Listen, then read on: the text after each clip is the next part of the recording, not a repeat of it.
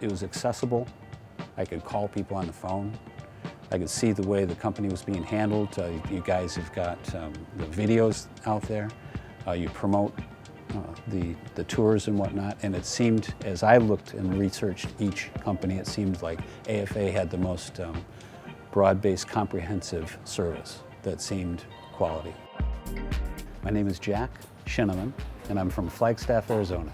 My name is Dao from Thailand. My first experience with AFA was actually quite a while ago when I got looking around at various possibilities of trying to date internationally, and AFA came up as a reputable company. And so I signed up, and my first trip actually was to China back in 2014. And I met some ladies over there. And it actually ended up with one that didn't work out, but I ended up with a woman that I got serious about. And that gave me the impetus to keep going. And so I decided to look into Thailand and maybe even the Philippines. I was looking into the Central America countries for a while, but I ended up here. And one of the things that stopped me was the pandemic happened. And so I had to put the brakes on. But as soon as that ended towards 2021 or so, when Thailand opened up again, I decided to come back on a solo tour. And it was just me and one other guy. And that's where I met Len. And dated a few girls, and I kind of enjoyed it and realized that there wasn't enough time. The first time I came back, I really didn't plan enough time and realized that I need to come back, so that I then signed up for one of the group tours, which happened last August. And boy, I thought I knew what I was doing in terms of trying to meet the girls, and I listened to all the advice that I was given by the AFA counselors and whatnot, and thought I had it dialed in pretty well until I got here and actually engaged in the process and realized that that was total nonsense. So it's a much bigger process than I anticipated. And I don't know how much depth you want me to go into here, but when I first came to the socials, I was just overwhelmed. The number of women there that were quality women, integrity, classy, intelligent, engaging, warm. It was a wonderful experience, but it was overwhelming. So, and there were so many people to meet. So, again, there were 2 socials, must have been 300 women. And by the end of it, I was in such a blur, I didn't even know what just happened. If Dow had not had it together and noticed me, I might have glossed right by her, right? Yes, but she's actually the one that reached out to me first, right? Yes. Thankfully, right? And we've just been going ever since. We haven't stopped talking. There hasn't been a day since then that we haven't talked to each other, either by video chat or texting, or I've been back here 4 times now to meet her, and we knew pretty fast that we were interested in each other. It happened very fast between us.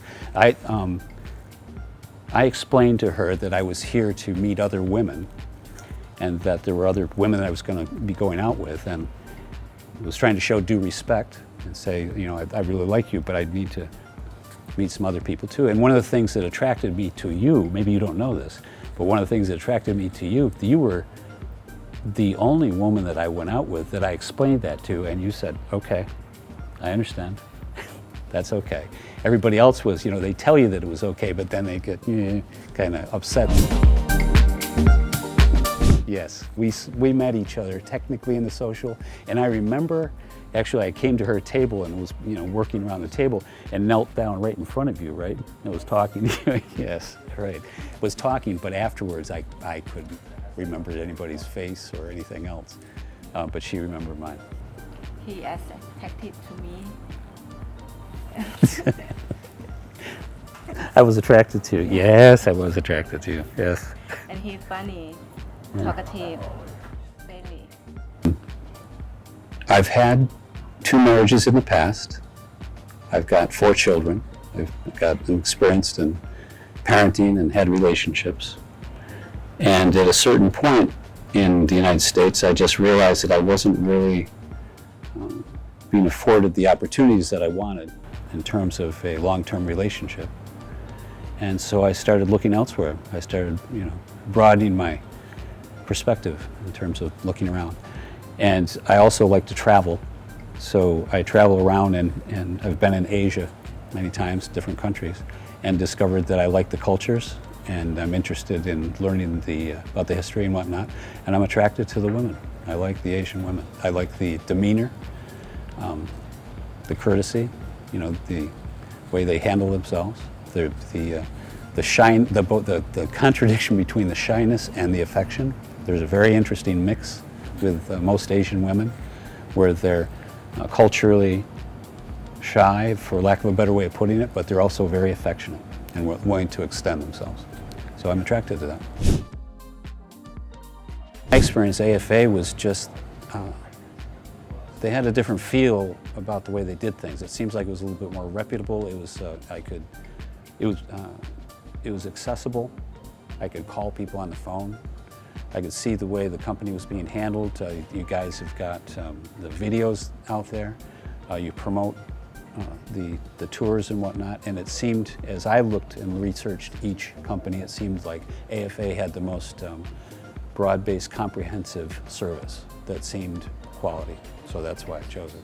And I've been on the site for quite a while, for probably 10 years. The Thai women, especially in comparison with a lot of Western women, when you go out with a Western woman and there's certain rules, as they should be, of the way you do things, you might have certain boundaries that they're not out of place, but they're there and you can feel them. And one of the boundaries is, you might not touch, you might not show affection. But here, gosh, walking down the street, it was, when I first went out with Dow, we're walking down the street and our hands just naturally went together. We held hands, we just met each other. It didn't feel awkward, it wasn't out of line, didn't feel disrespectful. It felt warm and embracing. And if we had, I got the impression right at that moment, I remember thinking, if we walked away and didn't see each other date again, it would still be a moment that was worthwhile. And I just got to meet a person that I didn't know before, and it was quite open, engaging. The Thai women are respectfully shy too, so there's this kind of very interesting line. My plans from here on out, now that Dow and I have gotten together, well, we started very early. Almost within weeks, we kind of, if I can speak for you, if it's okay to speak for you, both of us kind of knew right off the bat that we had met who we were going to be with. Now it was a little bit, there's a little bit of a dance going on trying to make sure, but I could sense, she could sense, and we were talking very quickly about having a relationship. As a matter of fact, very early on, she says, "Well, would you marry me?" And I'm going, "Oh, yeah." But it was totally fun. It was a lot of fun. So that's been our plan ever since. That's what we've been doing. We've been dialing in everything we do in terms of me coming back, the visitations, how we're going to work it. We've been talking about it almost since day one. We know what the day that we want to get married, which was the day that our first date was August 29th, right? Yes. So we've made plans for that, and so we've applied for a visa, for the K-1 visa. None of that has been awkward because it just seems so natural. So that's where we're going. We're going to get the K-1 visa. Dow needs to see the United States, see where I live, make sure that that's comfortable, because Flagstaff can be different than other places, pretty hot, dry, cold, all at the same time. And then we're planning on living both in the United States and here, part-time. Dow has a family. That's another thing that very quickly on, when we were talking about dating in the future and everything, she says, "Well, will you meet my family?" I'm going, "Okay, sure." Yeah, she said, "I'm not going to take you seriously until you meet my family. You have to come and you have to ask my mom. You not only have to meet my family, you have to ask my mom if it's okay." So yeah, that's what we did pretty quick. Right. So she has family here.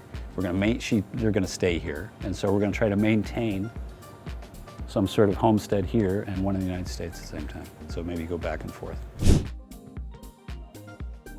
This almost sounds cliche, but what I would say to anybody who's out there thinking about whether they're going to do this or not do it. You almost don't realize what you're doing until you get on the plane. That's been my experience over and over and over. You get on the plane, all of a sudden, okay, this makes sense. And you jump in. Now beforehand, it's stress, stress, stress, stress, stress. You go out, oh God, am I doing the right thing? Am I making a mistake? Is this crazy? My friends think I'm crazy. Some of my family thinks I'm crazy. So you go through all this iteration of thought process. Push that out of the way and do it. Even if it doesn't work out, do it anyway. And if it doesn't work out the first time, try it again. What else have you got to lose? That's what I would say. What are you doing at home? And then the other thing is a lot of people talk about the money, how much expensive it is, or stressing out the budget or whatever. I can understand that, but you're talking about a relationship that's going to last you a lifetime. You're talking about one of the most important things you're ever going to do is find somebody that you're connected to in your heart, right? And be tight with.